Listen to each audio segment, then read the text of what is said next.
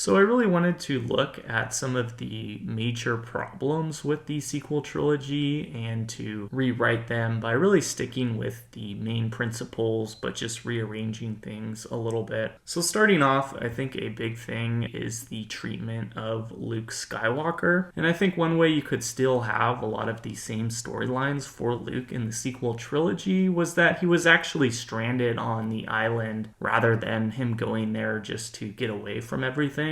And I don't necessarily think the whole plot line of his Jedi Temple or his Jedi Academy getting destroyed was really bad. I think you could still stick with that. But maybe in the process of Luke trying to flee maybe an attack that was related to that, or maybe he was looking for a certain artifact and he had a problem with the ship and he was really left stranded on the island and was cut off from communication with anyone. I think that could have been a much more plausible option that gives Luke a reason to be stuck there, but isn't something that he necessarily chose to do. Following that with Rey, I think you obviously have a major problem of her just being really good at everything and not really having the development to get there, whether it's her training in the Force or as a Jedi or even some of her piloting abilities, because there just really wasn't much of an arc or conflict for her character besides some of her internal or identity struggles. And I think it would have been much more feasible to have Rey being one of Luke's students who was affected by the attack. So this could have explained why she still had a lot of Force potential and almost a lot of muscle memory. And in terms of her identity, I think if you really wanted Rey to be a Skywalker, you should have just committed to that path from the very beginning. And I think the best option here would be to make Rey Luke's